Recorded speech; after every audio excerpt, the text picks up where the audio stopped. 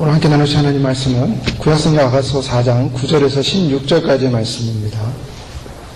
신부에게 빼앗긴 주님의 마음이라는 제목으로 주님의 말씀을 나누기 원합니다. 인류 역사의 종점, 인류 역사의 결론은 무엇일까? 여러 가지 생각해 볼 수 있겠지만 우리가 요한계시록을 통해서 살펴봤듯이 인류 역사의 종점은 하나님의 아들의 결혼식을 향하여 가고 있다라는 것이 분명한 명제입니다. 하나님의 아들이신 예수 그리스도의 결혼식입니다. 계시록 19장 6절에서 8절까지의 말씀을 보면 또 내가 들으니 허다한 물의 음성도 같고 많은 물소리도 같고 뇌성도 같아서 가로되 할렐루야 주 우리 하나님 곧 전능하신 이가 통치하시도다. 우리가 즐거워하고 크게 기뻐하여 그에게 영광을 돌리세. 어린 양의 혼인 기약이 이르렀고 그 아내가 예비하였으니 그에게 허락하사 빛나고 깨끗한 세마포를 입게 하셨은즉 이 세마포는 성도들의 옳은 행실로다 하더라. 아멘. 요한계시록의 마지막 정점은 어린 양의 혼인 기약이 이르렀고 그 아내가 예비되었다. 바로 이것이 역사의 마지막 아름다운 피날레입니다. 하나님께서 바로 어린 양 예수 그리스도를 이 땅 가운데 결혼시키는 날. 자, 이와 같은 결혼, 얼마나 영광스러운 결혼일까? 이 결혼은 그냥 어느 날 우연히 만들어진 결혼일까? 하나님께서 이 역사의 마지막을 어떻게 할까 고민하시다가 어느 날 그래, 아들을 결혼시키는 것으로 역사를 정말 마무리시키자라고 생각하셨을까? 이렇게 질문해 볼 수가 있습니다. 그런데 우리는 우리의 역사의 시작은 어디서부터 시작했습니까? 창세기부터 시작하죠. 창세기에 보면 하나님께서 세상을, 천지를 창조하시는 것부터 시작합니다. 그래서 천지를 창조하신 하나님, 얼마나 천지를 창조하시고 아름다웠는지 주님 보시기에 너무나 보기 심히 좋았더라 라고 말씀하고 있습니다. 주님은 창조하시면서 그 기쁨을 이기지 못하셨고 그 기뻐하셨습니다. 즐거워하셨습니다. 그래서 예수님께서도 창세전에 누리던 그 기쁨, 창조를 통해 누리던 그 기쁨, 그 감격, 그것을 요한복음에도 말씀하고 있고 시편에도 그런 말씀을 하고 있습니다. 창조의 기쁨, 주님은 창조하시면 너무 기뻐하셨습니다. 그런데 이 창조의 기쁨을 겪으셨던 하나님께서 창조 가운데, 피조세계 가운데 가장 마지막으로 만든 창조물이 무엇입니까? 사람이었습니다. 사람을 맨 마지막에 만들었어요. 사람을 만드셨는데 그걸 가지고 빚으사 사람을 만드셨고 우리 형상을 따라, 우리 모양을 따라 만들자. 이 우리의 모양이 바로 하나님의 형상인 것입니다. 하나님의 형상을 입고 있어요. 인류의 모든 피조세계 가운데 하나님의 형상을 입고 있는 것은 바로 이 피조물 가운데 인간입니다. 사람입니다. 저희입니다. 바로 나하고 우리 사랑하는 성도님들 각자가 하나님의 형상입니다. 아름다운 하나님의 형상으로 주님께서 만드셨어요. 만드시고 난 다음에 주님께서 어떻게 하셨습니까? 지켜봤습니다. 지켜봤더니 한 가지, 그동안 모든 창조의 과정을 겪으면서 주님은 신이 보시기에 좋았다고 그러셨어요. 신이 보시기에 좋았더라. 그런데 아담을 만들고 나서 보니까, 아담을 놓고 보니까 아담이 활동하는 것을 보다가 혼자서 활동하는 것이 좋지 않으니 마음에 들지 않으셨어요. 마음이 불편하셨어요. 뭔가 빠졌다고 생각이 되셨어요. 그래서 그를 위하여 돕는 배필을 만들리라. 그래서 그의 갈비뼈에서 하와를 만드셨죠. 그래서 그 아담과 하와를 보고 하나님 보시기에 심히 좋았던 것입니다. 하나님께서 아담을 만들어 놓고 딱 역사를, 창조의 역사를 정리하시려고 했는데 아담의 모습을 보니까 뭔가 불완전한 거예요. 그래서 그 창조를 완성하기 위해서 하와를 만드셨다고 성경 말씀하고 있어요. 자, 여기 굉장히 중요한 모티브가 있습니다. 무엇이냐면 바로 아담은 하나님의 형상으로 만들어진 인류 최초의 인간이었지만 바로 그것은 그 아담을 통해서 그 아담과 함께할 배필을 주님께서 예비하게 한 하나의 모델로서 등장하고 있다는 것입니다. 그래서 아담을 통해서 우리는 무엇을 볼 수 있냐면 바로 예수 그리스도를 볼 수 있어요.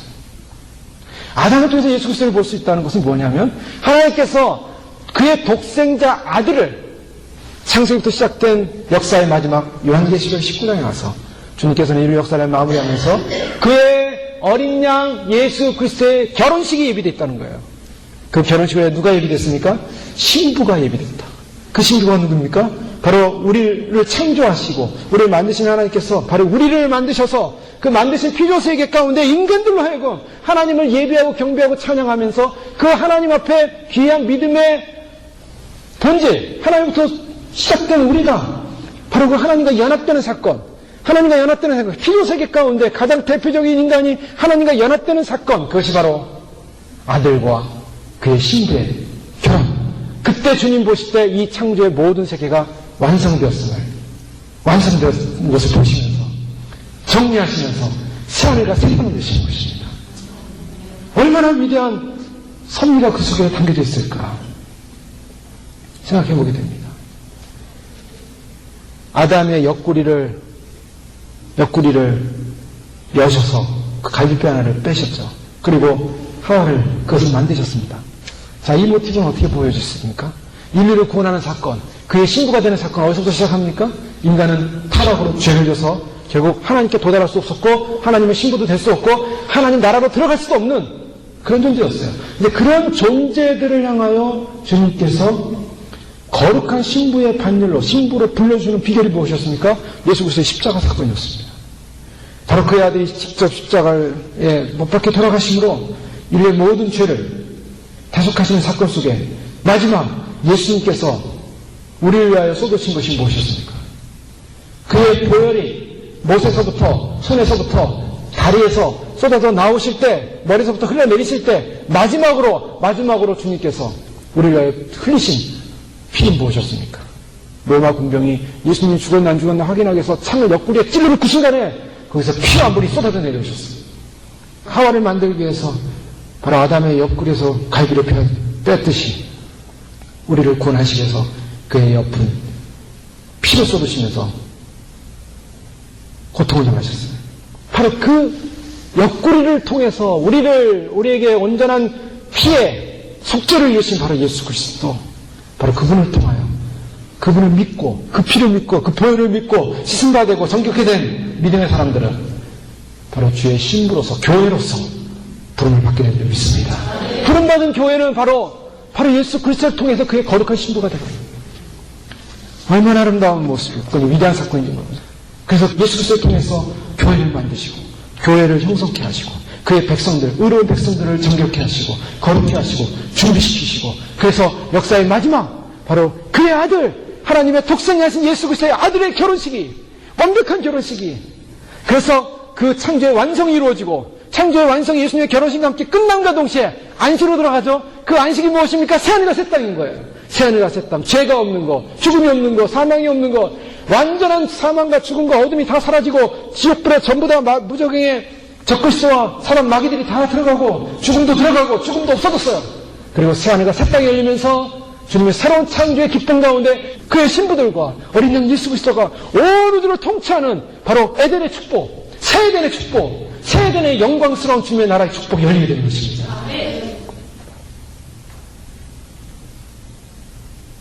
그런 신부로서 부름받고 있다는 것입니다. 그런 신부로 부름받은 것이 얼마나 위대한 축복이고 특권인가. 주님은 바로 그 신부를 바라보시면서 그래서 너무나 기쁘고 너무나 감동스럽고 너무나 사랑스럽고 그래서 너무나 기쁘고 너무나 감동스럽고 사랑스러워서 그의 모든 모습을 바라볼 때마다 기쁠 수밖에 없었어요. 그래서 그 신부의 모습을 보면서 그 눈을 보면서 그 입을 보면서 그 목을 보면서 입술을 보면서 그 향기를 맡으면서 주님은 너무나 감동하고 감격했습니다. 그 아름다운 신부. 또 오늘 본문에서 그 아름다운 신부를 향하여 주님이 뭐라고 말씀하십니까? 나의 누이, 나의 신부야, 내가 내 마음을 빼앗았구나.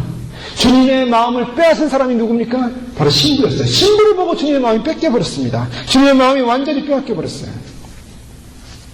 그런 주님의 사랑을 경험한 신부는 어떤 모습이었냐면 지난주에 살펴봤듯이 주님의 사랑을 경험한 신부들의 삶의 태도는 무엇인가? 바로 그것은 주님 앞에 적극적인 헌신의 자세로 변화된다는 것입니다.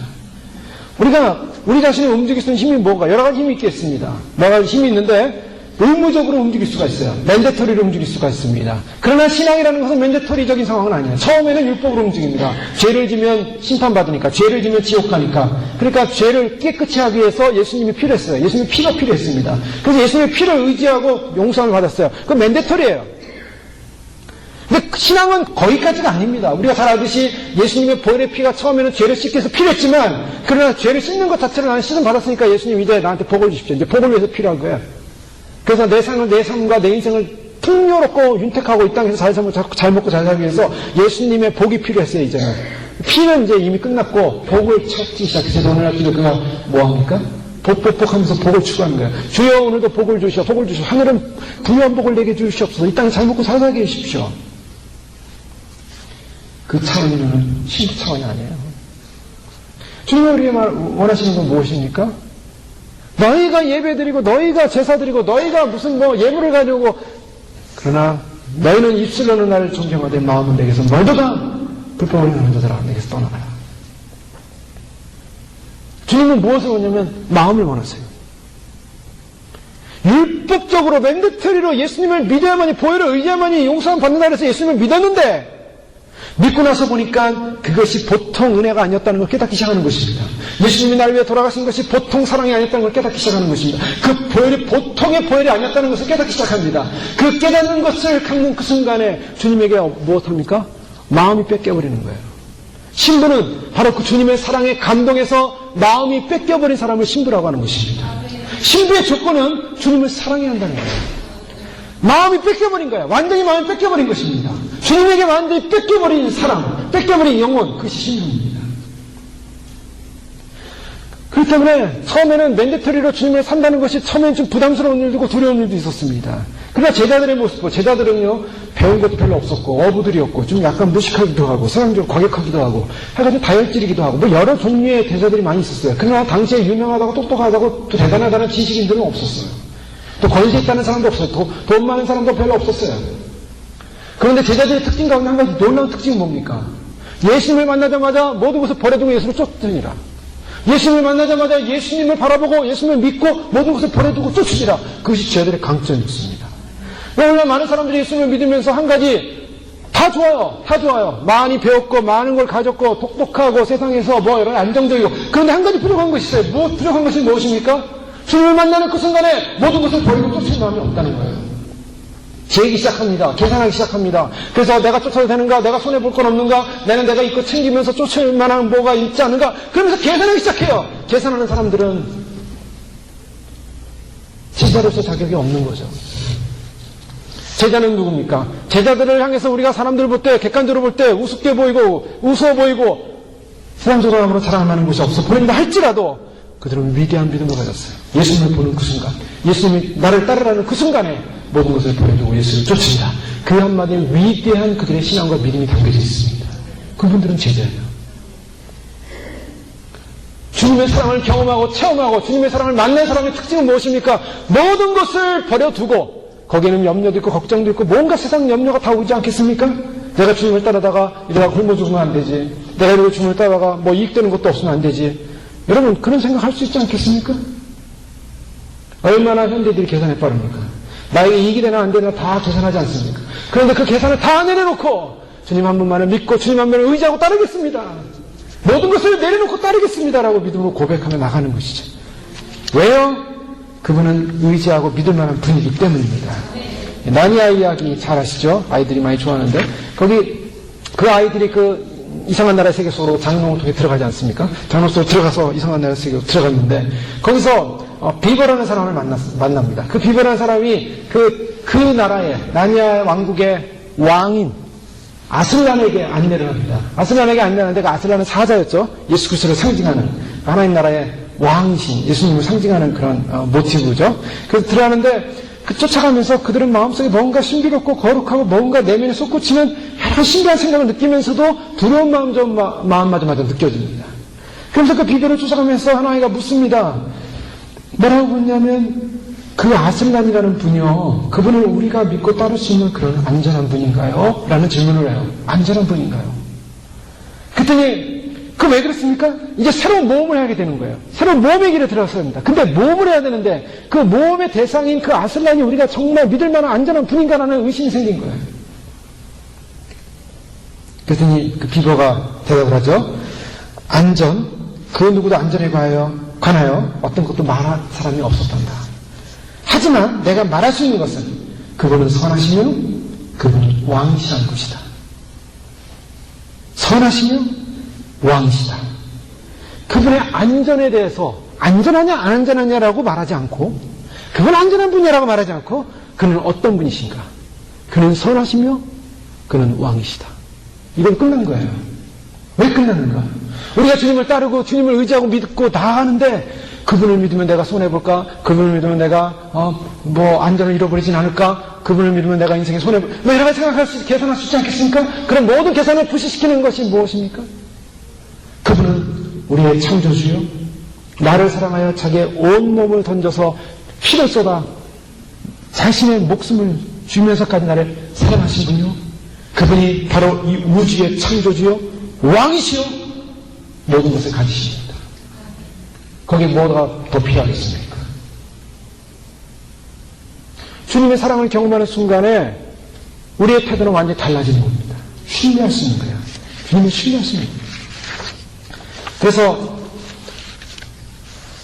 신랑이 6절 그 위에 보면 날이 길고 그림자가 갈 때 내가 모략산과 유향의 작은 산으로 가리라. 모략산과 유향의 작은 산, 기도의 산이요 모략의 산은 바로 십자가의 산, 고통의 산, 고난의 산이라고 할 수 있습니다. 예수 그리스도를 믿음으로 말미암는 고난이 주어지는 산이에요.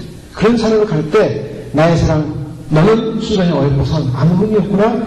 나와 같이 가자. 그럴 때 나의 신부야 너는 레바논에서부터 나와 함께 하고 레바논에서부터 나와 함께 가자. 아마나와 스닐과 헤르본 꼭대기에서 사자굴과 표범산에서 내려다 보아라. 네. 예수님 함께 가자고 예수님이 초청하고 있는 거예요. 신부들에게는 주님이 초청하십니다. 나와 함께 가자. 가시겠습니까? 아멘입니다.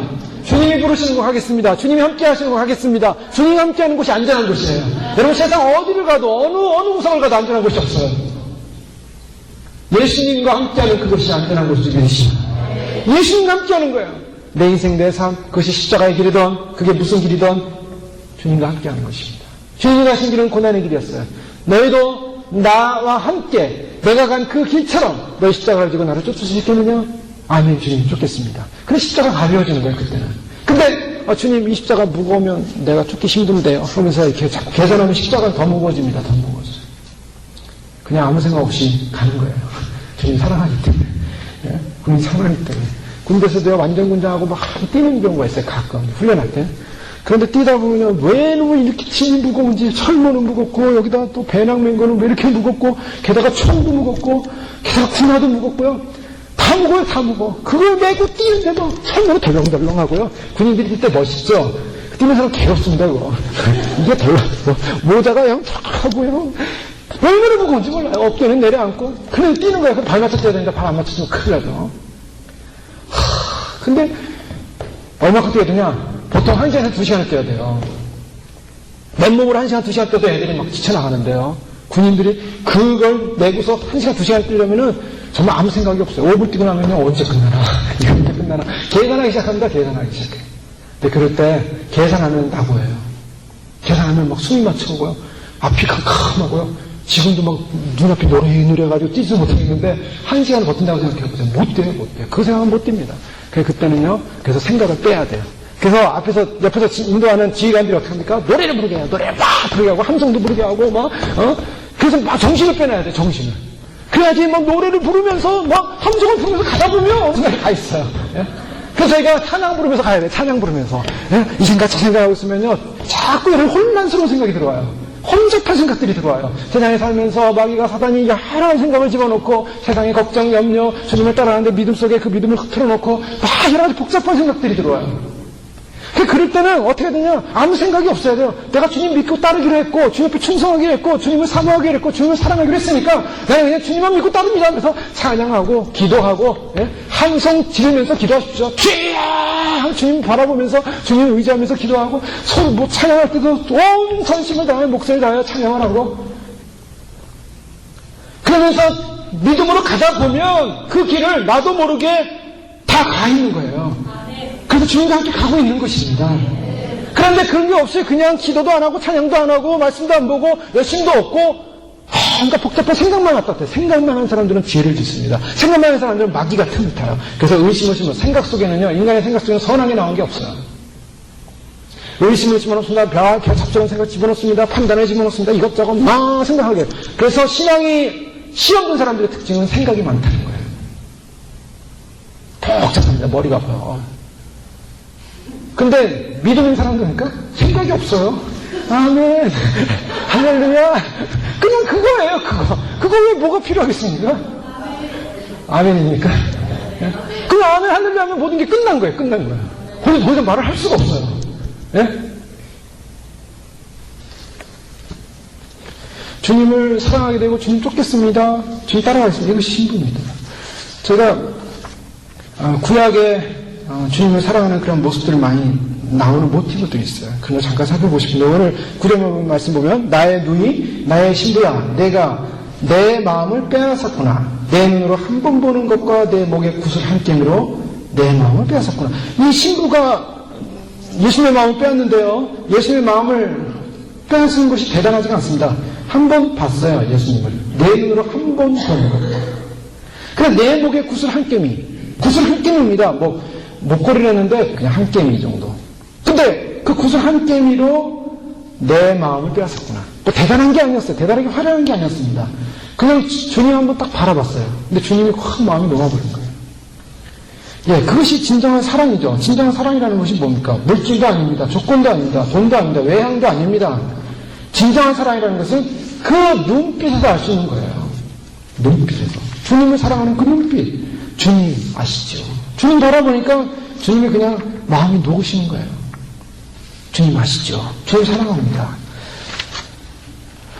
구약에 보면 이제 아브라함이 아들 독자 이삭을 낳지 않습니까? 이삭을 낳고 너무나 기뻐가지고 그 아들의 이름을 기쁨이라고 줬어요. 웃음.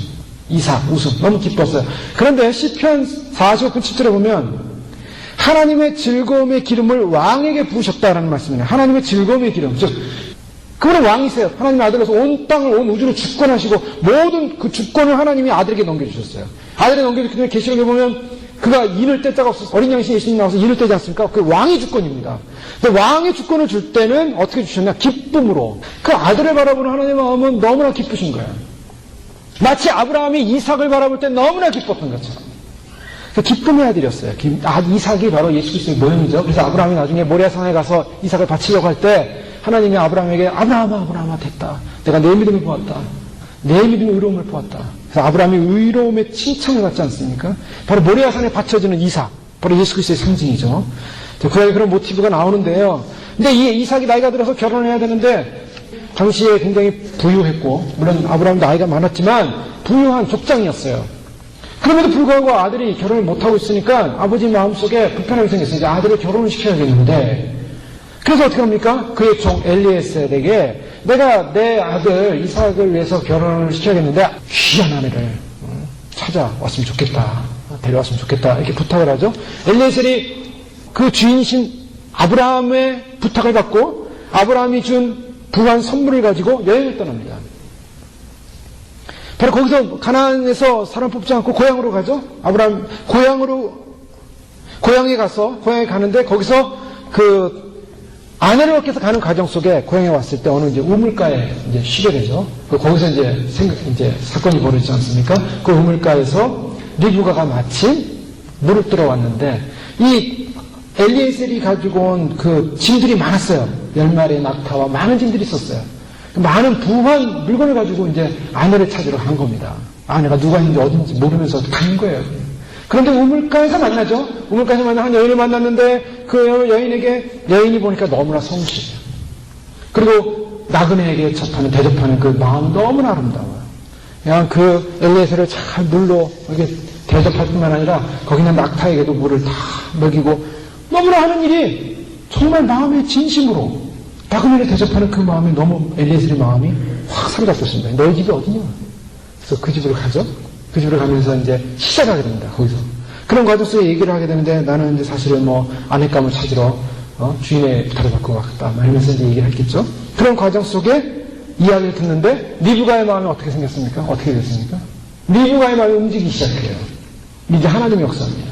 리브가의 마음이 세상에 한 번도 보지 못한 이삭이라는 결혼 안 한 청년의 40살 정도 됐으니까 청년을 보긴 좀 어렵겠죠. 어쨌든 간에 그 결혼하는 한 남자분의 아내를 찾으러 온 그 나이 드신 종의 이야기를 듣다가 그 리브가의 마음이 움직입니다.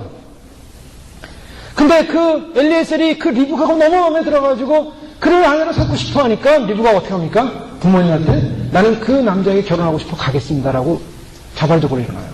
그리고 가족부터 환영을 받고, 그리고 그 이삭을 만나러 떠납니다. 가족을 떠납니다. 자, 여기 굉장히 중요한 내용들이 이제 숨겨져 있다고 볼 수가 있어요. 그래서 엘리에셀은 누굽니까? 엘리에셀은 아브라함의 종입니다. 종이지만 아주 특권을 가진 종이죠. 아브라함을 대행하는 종이에요. 지금 무엇을 말하냐면 예수 그리스도가 이 땅에 오신 것은 우리가 마가복음은 마가복음의 특성을 뭘로 봅니까? 종 대신 예수 그리스도를 봐요. 예수님은 서번트 킹입니다. 섬기는 종. 섬기는 종으로서의 왕입니다. 종으로서의 왕. 그분은 왕인데 왕관을 쓰고 무릎을 꿇고 있어요. 왕관을 쓰고 무릎을 꿇고 있어요. 그 왕관을 쓰고 무릎을 꿇고 섬기는 왕이에요. 종이에요. 엘리에셀은 종의 모습, 마치 성육신하신 예수 그리스도의 모습처럼 하나님의 대행을 맡아서 이 땅에 그의 신부감을 찾으러 오는 종과 같이 그는 오셨다는 것입니다. 그리고 우물가에서 리브가를 만나는데요. 그 리브가를 만나는 모티브는 어디로 신학에 나옵니까? 신약 요한복음에 보면 우물가의 여인, 예수님께서 우물가에서 고나여서 피곤해서 쉬고 있다가 한 여인을 만나죠. 장어에 물을 들어온 여인을 만나서 그 여인과 대화를 하는 과정 속에 예수님이 자신을 드러내고 진정으로 메시아를 믿는 자는 그 배 생수에 흘러날라. 그 여인, 사마리아 여인을 만나지 않습니까? 그 사마리아 여인이 예수님을 만나고 돌아가서 선포하고 자유를 얻고 그리고 예수님을 만난 그 기쁨 속에 새로운 삶을 시작하는 것을 보게 되는데요. 바로 마치 사마리아 여인을 만나는, 죄인된 사마리아 여인을 만나는 과정처럼 종이신 예수 그리스도가, 종으로 오신 예수 그리스도의 모습처럼 바로 예수님께서 여인을 만나는 그런 모습을 볼 수가 있고요. 그리고 그 여인은 어떤 마음이었냐면 한 번도 보지 못한 그 이삭을 향하여 마음이 열리면서 내가 가족을 떠나겠다. 그래서 엘리에셀은 그때부터 리브가를 데려갑니다. 리브가를 데려갈 때 바로 신랑 되시는 이삭과 만나게 하기 위해서 아내를 데리고 가는 엘리에셀의 모습도 바뀌죠. 그래서 오늘 이 시대로 하면은 바로 신부로서 부름을 받아서 한 번도 우리가 육으로 영안으로 보신 분도 있겠지만 또 육으로 우리가 예수님을 한 번도 보지 못했지만 그 보지 못한 예수님을 믿고 그 신랑을 사랑하고 그 신랑을 사모하고 그래서 신랑 곁으로 가기 위해서 그 성령님의 인도함을 받아서 지금 출발해서 가는 그런 모습입니다. 그러고 나중에 어떻게 만나죠? 너무 아름다운 만남을 갖습니다. 신랑을 만나게 됩니다. 자, 여기서 성경을 통해서 보여주는 메시지는 뭡니까? 하나님은 아들의 신부감을 찾고 있다는 것입니다. 그것이 구원을 보여주는 사건이에요. 우리가 그동안 성경을 읽어왔지만, 봤지만, 그 속에 바로 아담으로부터 시작해서 아브라함과 또 계속으로 나오는 여러 장면들이 있습니다. 그런 장면들 보면은 아들을 찾고 그의 신부감을 찾으시는 하나님을 나와주세요. 룻기를 보십시오. 룻기 여러분 잘 알지 않습니까? 모압 지방에 그 베들레헴 지방에 기근이 와서 거기 살던 사람들이 모압 지방으로 이사를 하지 않습니까? 거기서 남편 죽고 아들들 다 죽고 그래서 나오미가 며느리 둘과 함께 있다가 며느리한테 참 기회를 주잖아요. 남편도 다 죽었으니까 아들도 죽었으니까 너희 길로 가라. 그랬더니 그 중에서 한 자부가 나는 어머니를 따라가겠습니다. 자, 이거 굉장한 결정이죠. 어머니 하나님이 나의 하나님이고 어머님의 신앙이 나의 신앙이고 나는 어머님을 보면서 나는 내 인생을 결정했습니다. 뭘 결정했습니까? 세상을 따라 나의 길을 따라 내가 편하고자 내 길을 가고자 내 길 가고 싶지 않고 오직 믿음의 길 가고 싶습니다. 그 결정해버린 거예요. 그게 얼마나 아름다운 믿음입니까? 주님은 그런 걸 다 알고 계세요. 우리가 우리 인생 속에서 주님을 위해 살겠습니다. 믿음으로 결정하는 그 순간에 주님이 그걸 다 보고 계시고 다 적고 계시고 축복하신 줄 믿으시기 바랍니다. 남은 다 안 봐도 주님은 보고 계세요. 이 룻은요, 그렇게 결심하고 그 시어머니를 따라갑니다. 그 룻은 시어머니의 신앙을 보고 있었어요. 그 인품을 보고 있었어요. 그 시어머니 뒤에 계신 하나님을 보고 있었어요. 그 시어머니도 참 훌륭한 시어머니 아니겠습니까? 어머님을 따라서 베들레헴으로 가지 않습니까? 베들레헴에 가서 이 여인이 했던 일은 뭐예요? 비참한 현실이에요. 거지 행세예요. 먹을 것이 없었습니다.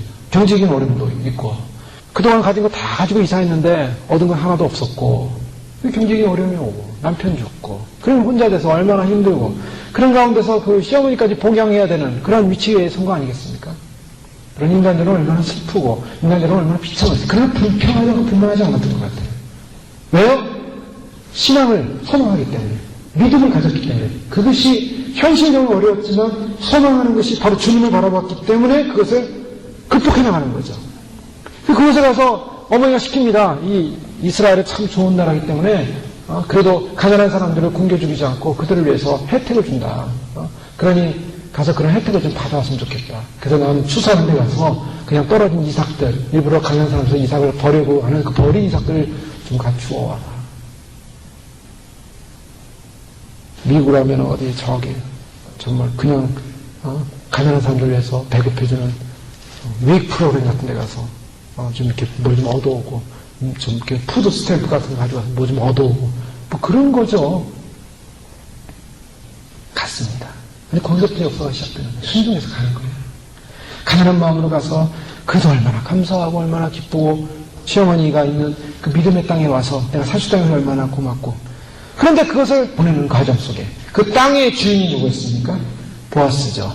보아스는 누구냐면 예수 그리스도를 상징하고 있어요. 땅의 주인, 이 땅의 주인. 우리는 비록 이 땅에서 주님이 주시지 않고 주님이 주시지 않으면 우리는 살 수 없어요. 태양 주시지 않고 물 주시지 않고 곡식 주시지 않으면 어떻게 삽니까? 주님이 주시는 것을 사는 거예요. 우주의 주인이신 주님이 먹을 것 주셔야 사는 거 아니겠습니까? 그 먹을 거 얻으러 세상 나가서 먹을 것 찾기 위해서 우리 노력하고 있지 않아요? 주님이 주셔야 된다고요. 비즈니스 하시는 분들은 손님들이 와야 되는 거고 일을 하시는 분들은 뭐 모든 게 다 그렇죠. 주님이 연결시켜주고 주님이 인도해줘야 뭐가 생기는 거 아닙니까?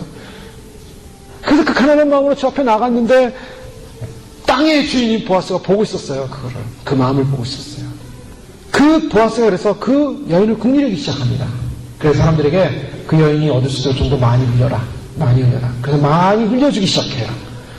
그러는 가운데 하나님의 사랑이 이제 보여주고 있는 거예요. 보아스는 아버지의 사랑을 보여주고 있는 거예요. 아버지가 그 아버지 그 신앙을 가지고 믿음으로 살고자 하는 사람들을 어떻게 합니까? 보고 계시다가 좀 더 주기 시작해요. 그게 복이에요. 우리가 말하는 세상 말로. 하나님 주시옵소서 하면 주시는 복이에요. 이걸 조금 더 받는 거야, 남들보다. 그런데 거기서 끝나는 게 아니에요. 그 좀 더 받았다 해서 만족하는 게 아니에요. 아버지의 마음은 그 자녀에게 물질을 조금 하나 더 얹어줌으로 만족시키는 관계를 하고 싶지 않은 거예요. 아버지의 마음은 그를 구원해주고 그를 살려주지만 그 마음 이후에는 뭐가 있습니까? 점점 무슨 마음이 싹 트요? 그 대상을 향하여 구조를 받아야 될 대상이 아니라 구원을 받아야 할 대상이 아니라 사랑해야 될 대상으로 삼는 거예요. 그 사랑해야 될 대상은 그냥 사랑해야 될 대상이 아니라 하나님 나라의 바로 그 보아스의 가정에 그 보아스의 가정에 기업을 이을 자였어요. 나중에 알고 보니 친족이었어요. 연관되어 있더라고요. 나오미랑. 그러니까 친족이어서 그 가문에 들어갈 수 있는 그 가족의 상에 들어갈 수 있는 그러한 가문으로 만들기 원하시는 거예요. 주님이 우리를 구원하실 때 단지 그냥 천국 밖에 변두리에서 그냥 살아가는 존재로 만들기 원하시는 게 아니라 주님이 우리를 부르실 때는 우리를 주님의 영광스러운 왕족의 자리로 새 예루살렘 성 안에 들어가서 예수님과 함께하는 왕족의 왕 같은 제사장의 자리를 우리를 그런 반열로 세워주길 원하시는 거예요. 그래서 부르시는 겁니다. 그래서 보고 계신 거예요. 그래서 이 보아스가 그 마음을 담고서 여러 가지 이 여인을 바라보는데 이제 루시 여러 가지 테스트를 통과하죠. 뭐 이제 남자들이 있는 데 가서도 남자들에게 이렇게 관심도 없고 오직 그 주인에게만 마음을 두고 있으니까 주인이 너무 마음이 좋았어요. 그래서 결국에는 그 기업을 잇겠다라고 마음을 결심을 하죠. 그런 가운데서 이제 결국 루시 보아스의 아내가 되는 사건이 일어납니다. 이게 바로 이제 하나님께서 아들의 아내를 찾으시는 과정의 모습을 보여주고 있어요. 호세아서 마찬가지입니다. 호세아서도 호세아 선자를 통해서 고멜을 얻게 하고 막 온갖 죄를 졌지만 주님께서 철저하고 아주 의도적인 실패 상황 속에서 다 드러내가지고 그럼에도 불구하고 내가 사랑하겠노라. 이스라엘의 범죄 가운데, 이스라엘 죄악 가운데, 이스라엘 타락 가운데서도 내가 너희를 사랑하겠노라. 아주 최저 밑바닥까지 간 아내를 사랑하겠노라. 그것이 하나님의 결정적이고 열정적인 헌신의 사랑입니다. 파멜로부터 자녀를 찾으시는 뿐만 아니라 그 파멜로부터 자녀를 찾으셔서 그의 신부를 삼기 원하시는 거예요. 그것이 호세아의 사랑이에요. 하나님의 사랑. 그것이 신약에 어디서 드러났습니까? 가늠 중에 잡힌 여인 중에 나타나는 거예요. 가늠 중에 현장에 잡힌 여인이 왔습니다. 사람들이 이 여인은 죽여야 됩니다. 돌로 죽여야 됩니다. 하고서 막 다들 들고 일어날 때 예수님께서 그 사람들을 향해서 죄 없는 자가 돌로 먼저 쳐라. 이 한마디에 전부 다 든 돌은 다 내려놓고 도망가기 시작했어요. 예수님이 심장 폐부를 뜯는 그 눈빛을 가지고 그들을 바라보면서 죄 없는 자가 먼저 돌을 쳐라. 너희가 정죄하는 이 여인보다 너희는 더 큰 죄를 진 자들이라. 그냥 죄를 갖다 그 앞에서 꽉 보여주시는 것 같아요. 환상으로. 다 도망가는 거예요. 자기가 거기서 돌 맞아 죽기 싫으니까 다 도망가는 거예요. 거기서 다 죽었어야 돼요. 예수님에 의해서. 한순간에 천사들이 쳐가지고 그 자리에서 다 죽었어야 되는 거예요. 다 도망갔습니다. 그때 여인을 향해 예수님 뭐라고 하십니까? 너를 정죄한 자들이 어디 있느냐? 없습니다. 다 없습니다. 나도 너를 정죄하지 않으면 다시는 가서 죄를 짓지 말고 뭐라고 하십니까? 거기서 끝내는 것이 아니라 그분을 열정적으로 사랑해라. 주님을 사랑하고 주님 편으로 주님께로 돌아 죄의 종이었던 인생이 주님 앞에 돌아와서 죄 씻은 것으로만 끝나는 것이 아니라 주님을 사랑하는 것이죠. 그래서 이사야 62장에 보면 1절에서 5절에 보면 나는 시온의 의가 빛같이 예루살렘의 구원이 햇불같이 나타나기로 시온을 위하여 잠잠하지 아니하며 예루살렘을 위하여 쉬지 아니할 것인즉 이방 나라들이 내 공의를 및 왕이 다 내 영광을 볼 것이요 너는 여호와의 입으로 정하실 새 이름으로 일컬음이 될 것이며 너는 또 여호와의 손에 아름다운 관 내 하나님의 손에 왕관이 될 것이라. 다시는 너를 버린 받은 자라 부르지 아니하며 다시는 내 땅을 황무지라 부르지 아니하고 오직 너를 헵시바라 하며 내 땅을 뿔나라 하리니 이는 여호와께서 너를 기뻐하실 것이요 내 땅이 결혼한 것처럼 될 것입니다. 마치 청년이 처녀와 결혼한 같이 내 아들들이 너를 취하겠고 신랑이 신부를 기뻐한 같이 내 하나님 너를 기뻐하시리라. 아멘. 주님께서 이스라엘과 주님과의 관계를 어떻게 표현하시냐면 가장 최종적인 표현의 모습은 뭐냐면 사랑관계예요. 결혼관계입니다. 신랑이 신부를 기뻐한 같이 내 하나님 너를 기뻐하시리라. 그런데 내게 새 이름을 주겠다. 새 이름이 뭡니까? 헵시바, 뾰려라. 이것이 신부들의 새 이름인 줄 믿으시기 바랍니다. 이 이름은 신부들의 이름이에요. 따라합시다. 헵시바, 뾰려라. 주님 제가 헵시바가 되기 원합니다. 주님의 사랑이 기뻐함 받은 자가 되기 원합니다. 주님의 기쁨 되기 원합니다. 바로 그 찬양이 내가 주님의 신부 되기 원합니다. 주님께서 내 신부야, 내 누이 내 신부야 이렇게 표현하실 때는 이 모든 구속사적인 역사적인 주님이 신부를 찾고자 하는 그 마음을 담고 이 땅에 오셔서 바로 그 신부들을 찾으셔서 결국 부르시는 사랑이 오는 줄 믿으시오. 내 누이 내 신부야. 물론 이 누이라는 표현 속에는 신부가 갑자기 왜 누이가 되는가? 예수님께서 이 땅에 오셨을 때 가족 개념으로 오시죠. 그래서 나를 믿고 하나님 말을 믿고 하나님을 의지하고 하나님 말씀대로 그 뜻대로 순종하는 자가 내 형제예요, 내 자매예요, 내 어머님이라 그랬어요. 내 어머니. 예수님의 어머니가 누군가? 마리아가 아니라 바로 하나님의 뜻대로 하는 자가 내 어머니라 그랬어요. 그 교회입니다. 교회. 하나님 뜻대로 행하는. 그래서 솔로몬이 그 어머니가 실은 관을 쓰고 오잖아요. 기쁨의 관. 바로 그 어머니가 뭔가 주님의 뜻을 행하는 그 수많은 신부들의 백성들의 그 연합체가 기뻐하는 왕으로 세우신 바로 그 영광스러운 관에서 나타나는 거예요. 주님께서는 이러한 신부를 바라보시면서 너무나 기뻐하고 마음을 뺏겼다라고 말씀하시며 사랑을 고백합니다. 10절에 보면 나의 누이 나의 신부야 내 사랑이 어찌 그리 아름다운지 내 사랑은 포도주에 진하고 내 기름의 향기는 가장 향품보다 승하구나. 네 사랑이 너무나 귀하다고 얘기하고 내 기름의 향기는 가장 향품보다 승하다. 그 신부에게서 나는 아름다운 사랑의 향기 그리고 포도주는 잔치에서 기쁨을 주고 또 그 증거물 중 하나의 도구로 여겨졌는데 그 기쁨과 증거물 주는 도구보다 더 나를 기쁘게 하는구나. 세상의 어떤 포도주보다 나를 더 기쁘게 하는구나. 주님 세상의 물질과는 세상의 그런 향기와는 비교할 수 없는 신부로부터 오는 향기와 기쁨 속에 주님 기뻐하신다. 그리고 내 신부야 내 입술에서는 꿀방울이 떨어지고 내 혀 밑에서는 꿀과 젖이 있고 내 의복의 향기는 내 바늘의 향기 같구나. 이 신부들의 입에서 나오는 말을 보면 참 아름답고 귀하고 꿀방울이 떨어진 것 같은 그런 기쁨을 누린다고 그리고 생명을 누린다고 주님 말씀하고 있는데요. 우리가 이 아가사를 통해서 좀 느껴지고 있는 것은 예수님께서 처음부터 그 신부들을 향하여 어디에 관심을 갖습니까? 입술에 관심을 많이 가져요. 입에 관심을 많이 가져요. 자, 입술과 입 굉장히 중요한데요. 그건 신부들에게만 관심 갖는 게 아니라 세상을 향해서 주님 말씀하실 때 말씀하시는 게 입에 관한 이야기 많이 하셨어요. 입에서 나오는 것, 입으로 들어가는 것은 나쁜 것이 아니고 선한 것인데 입으로 나오는 것이 나쁘다. 입에서 나오는 것이 온갖 악하고 더럽고 죄악이 입으로 나온다. 그러니 조심하라. 야고보서나 다른 성경에 보면 입을 조심하라. 입, 입 연관되어 있어요. 오늘날 마지막 때 주님 모시고 준비하는 백성들에게 내려오는 메시지 가운데 한 가지가 너희가 입을 조심하라고 계속 말하고 있어요. 그게 다 뭉무트린대요. 다 망가뜨린대요. 저도 그 메시지를 받으면서 이 주님이 지금 굉장히 귀하게 여기는 것이 뭔가 이 말이요 입입니다. 예, 입이요 말이에요. 그 주님이 보실 때 그 언어를 보는 거예요. 언어. 성화된 분들의 언어는 다르죠.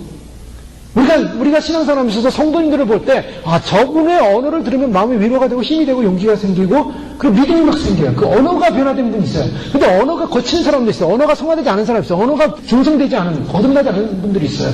그 언어가 거듭나지 않은 사람들은 꼭 문제를 일으키고, 그 언어 때문에, 말 때문에 꼭 사고가 일어나죠. 자기 자신에게 사고가 일어납니다. 1차적으로. 그리고 더 나가서 문제가 생겨요. 그런데 거듭남으로 경험되어지고 바뀐 사람일 수가 없겠습니다. 그 언어에 풍성함이 있어요. 사랑이 있어요. 그리고 거기는 꿀과 같은 그런 모습을 이제 보는 거죠. 신부의 모습 가운데 바로 그 부분입니다. 그래서 저희가 계속 기도해 가면서 하나님 앞에 정말 거룩하고 정결하고 흠이 없이 가기 위한 단계 중에 하나가 바로 이 언어의 성화. 언어의 성화를 우리가 생각해 볼 수 있어야 됩니다. 왜냐? 주님은 계속 그걸 다루고 있어요. 내 혀 밑에는 꿀과 젖이 있고 입술에는 꿀방울이 떨어져. 입술에서 꿀방울이 뚝뚝 떨어지는 그 아름다움과 평안함과 기쁨과 그래서 그런 아름다운 향기를 낼 수 있는 것. 그 향기를 내는 것이 뭡니까? 그 언어 속에서 나온다라는 걸 볼 수가 있고요. 12절 보면 나의 눈이 나의 신부는 잠금 동산이요 덮은 우물이요 봉한 샘이로다. 오늘 말씀 보면서 특히 신부를 향해 뭐라고 말하고 있냐면 잠금 동산이다 라고 주님이 표현하고 있습니다. 잠금 동산이 뭘까? 잠금 동산이 뭘까? 이 잠금 동산은 신부와 신랑 되는 예수님과의 비밀의 화원입니다. 비밀의 장소예요. 자, 신부들은 어떤 사람들이냐면 신부들은 주님과 깊은 비밀의 장소가 있는 사람들이에요. 그것이 다 있어야 됩니다. 다 있어야 돼요.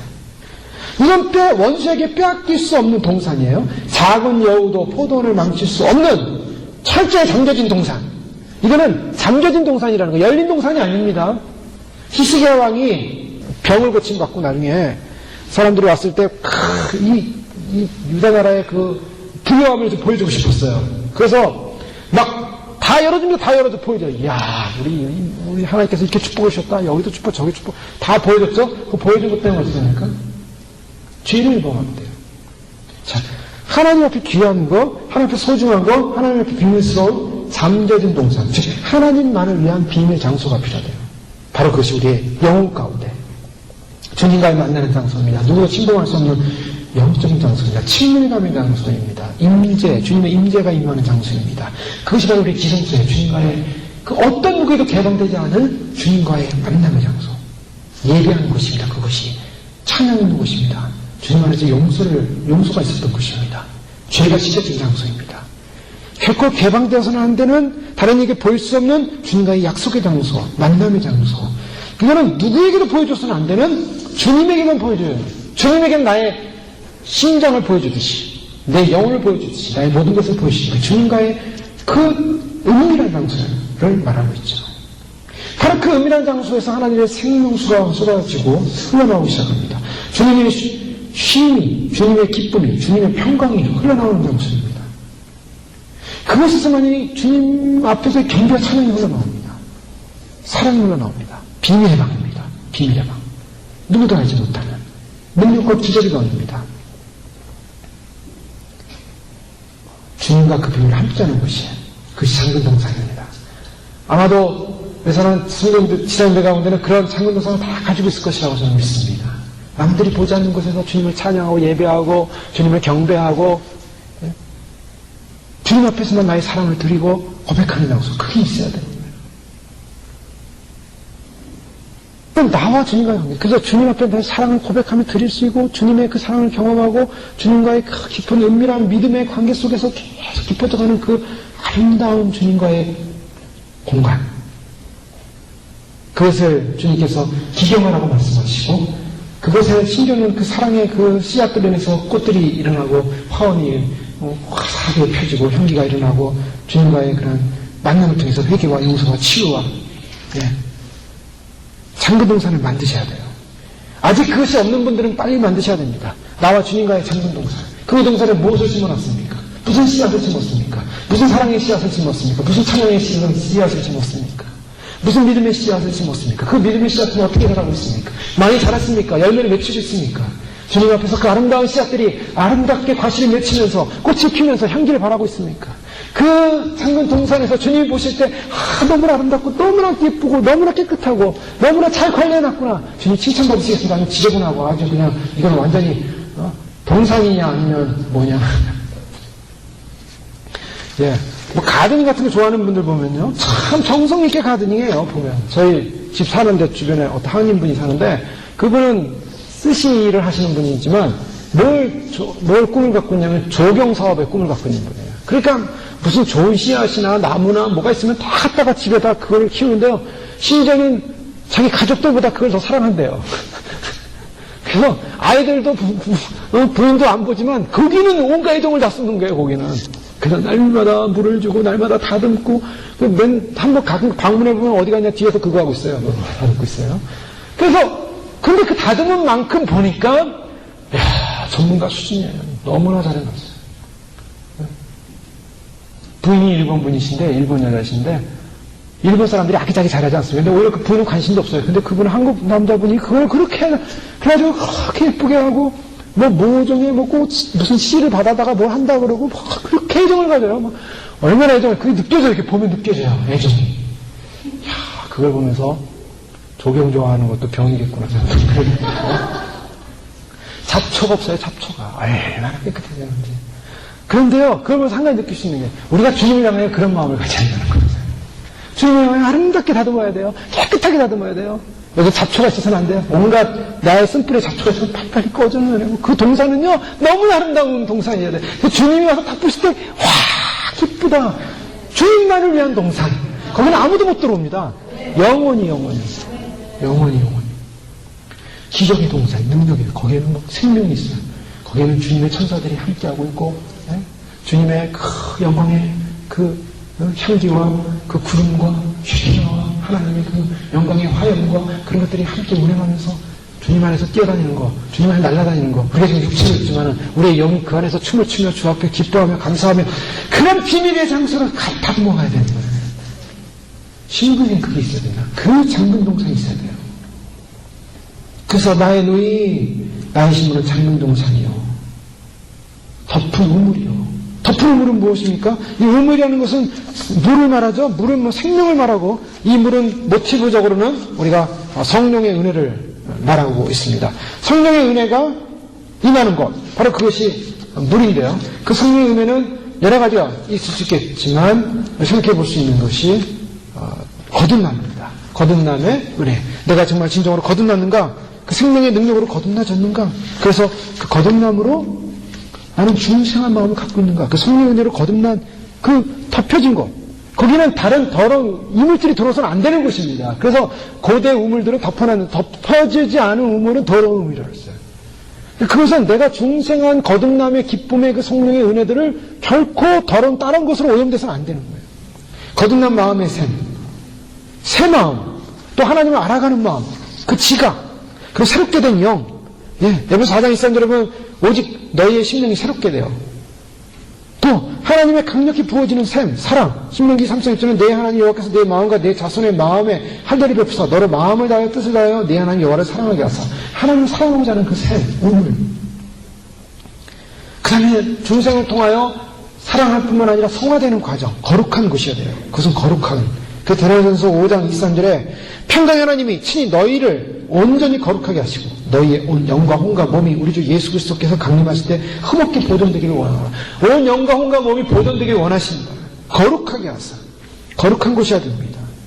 하나님은 모든 거룩함의 영원한 삶의 기초가 되시는데 바로 그 봉해진 우물 안에는 바로 우리의 거듭남에, 우리의 또한 새로워짐에, 또 하나님을 알아가고 배워가는 지각에, 깨달음에, 또 새롭게 된 심령에 사랑이 부어진, 또 거룩해진 성화의 그런 마음으로 자라가는 거룩의 샘, 정결의 샘, 그리고 지각의 샘, 더 나아가서 결단의 샘입니다.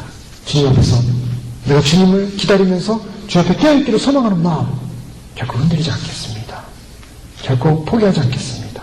결단의 샘, 바로 그런 잠겨진 동산과 그 동산 안에 나의 가장 핵심의 거듭남의 그 중생의 새롭게 됨의 거룩함의 성화됨의 결단의 그 우물을 봉한 샘, 이것을 가지고 있는 신부들, 주님 보실 때 내 이는 나의 신부야, 내가 내 마음을 빼앗았구나.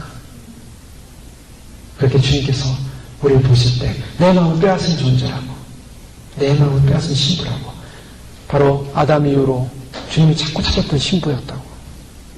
그 아들을 결혼시키기 위해서 그 자꾸 찾아서 인류 역사 가운데 찾았어요. 인류 역사 가운데 찾으셔서 그 수많은 모래와 같은 인류 가운데 보석을 찾아내시는 그 하나님처럼 우리를 찾으셔서 마지막 때 신부 삼아주시고 신부로 불러주시고 준비시켜주시고, 그 신부들은 주님께 사랑을 고백하기 위해서 작은 동산을 만들고 그곳에서 주님과 함께 예배하고 주님과 동행하면서 그 비밀을 간직한 채 그 봉한 우물 속에 귀한 믿음의 성령의 우물을, 생물을 간직한 채 주 앞에 드리면서 주님 오시는 그날까지 믿음으로 주님 맞이하기 위해서 향기를 내뿜을 수 있는 그런 축복. 그리고 다음 시간에 하겠는데요. 이 강을 기도할 때 하나님, 내 안에 장근동산은 어떻게 해요? 내가 관리해야 되는지, 내 안에 그 장근동산이 정말 아름답게 주님 앞에 드려지면 주님 보시기에 합당하고, 주님이 내가 너를 자꾸 찾은 거라고, 내 마음을 빼앗은 거라고, 또 더 나아가서 주님 앞에 정말 정결한 거듭난 존재로서, 거룩한 존재로서 주님 한 분만을 사랑하겠노라고, 또 봉한 우물처럼, 덮은 우물처럼 주 앞에 드리는 귀한 보물단지를 우리 마음속에 품으면서 주님이 자꾸 찾으셨습니다.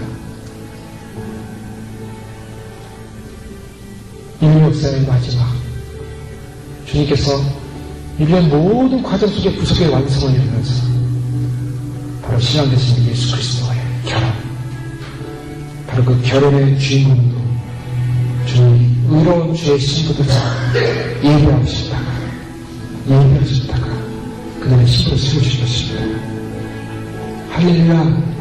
그 많은 것들 가운데 주님의 신부로 예배되게 하시니 감사합니다. 주님을 찾으셨습니다. 주님이 부르셨습니다. 주님의 오심을 또한 믿게 하셨습니다. 신랑 되신 예수님을 맞이하셨을 때 주님께서 우리에게 부어주고 계십니다. 성령님을 부어주고 계십니다. 은사를 부어주고 계십니다. 경험되어지고 체험되어지고 입이 되어지고, 우리 신랑 한 분, 예수님 한 분만을 바라보면서 길을 떠났던 리브가의 마음처럼 주님 한 번 맞이하기 위해서 만나기 위해서 거룩하신 주님, 그분은 안전하신 분을 떠나서 선하시며 왕이시며 우리 영원한 주님의 새로운 새 세계로, 새 우주, 새 하늘과 새 땅의 세계로 주인공으로 우리를 그 영광의 보좌 가운데 세우시기 위해서 우리를 거룩하게 하시고 준비시키고 계시는 위대한 사실, 빼앗길 수 없습니다. 작은 여우에게 우리의 장긴 동산을 빼앗길 수가 없습니다. 세상의 악한 영들에게 빼앗길 수 없습니다. 결단코 주님 한 분만을 위하여 장고들게 하시고, 주님 한 분만을 위하여 보수하게 하시고, 주님 한 분만을 위하여 지키게 하시고, 주님 한 분만을 위하여 극복게 하시고, 거룩한 삶으로 나가시고 축복하옵소서. 오늘도 하나님 그 성령의 은혜를 부어주셔서 우리의 존재가 주님에게 주님의 마음을 빼앗는 그런 믿음의 사랑스러운 신부가 되어주기를 축복하옵소서. 함께 기도하시겠습니다. 그래, 아버지 하나님 감사합니다. 주님께서 오늘 저를 부어주시고 하나님의 영광 가운데, 하나님의 나라와 하나님의 이름 가운데, 하나님의 생명 가운데, 하나님의 거룩한 가운데, 하나님의 나라 가운데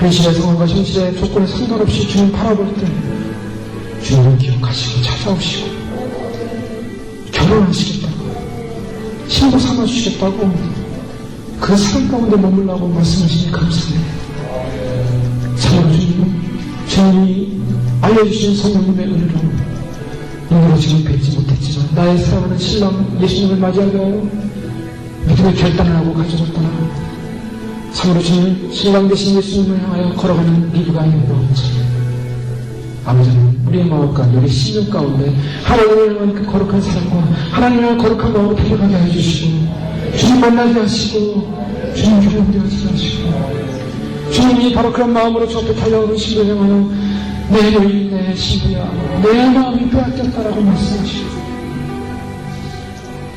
주님 우리는 주님을 향하여 주님에게 사랑했던 그 사랑의 장로 동생을 예배하고 누구한테도 빼앗길 수 없는 비밀의 장소요 용서의 장소요 주님의 사랑의 확인의 장소요 예배의 장소요 경배의 장소요 하나님을 고백하는 아름다운 봉산을 가꾸고 예배하다가 주님 앞에 드릴 수 있는 주님과 연합되어지는 아름다운 봉산을 예배하게 하셨습니다.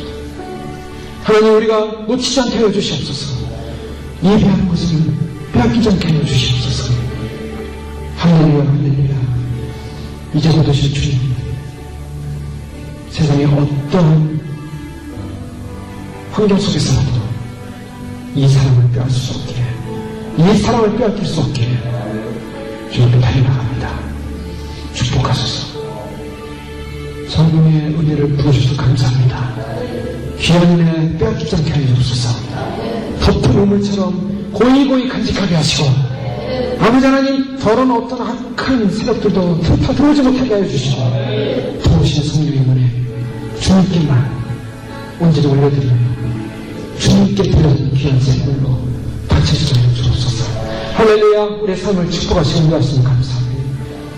믿음으로 승리케 해주시고 오늘도 기름 부어주시고 주의 나라를 증거하며 선포하게 하시고 주님 오시는 그날에 영광 가운데 주님의 영광을 주님의 그 승리함을 선포하는 저희들을 축복하여 주시옵소서. 할렐루야. 다시 오실 주님을 찬양하며 그날의 영광스러운 신부로 주 앞에 온전히 드림받아 주님 그 신부의 성전에서 마음껏 향기를 바라며 마음껏 찬양하며 마음껏 주님에게 사랑을 고백하며 마음껏 주님 앞에 우리의 사랑의 춤을 드리며 하나님 앞에 영광을 돌리는 귀한 저희들로 축복하여 주시옵소서. 주님께서 인도하신 줄 믿고 감사합니다. 예수님의 이름으로 기도 올려옵니다. 아멘.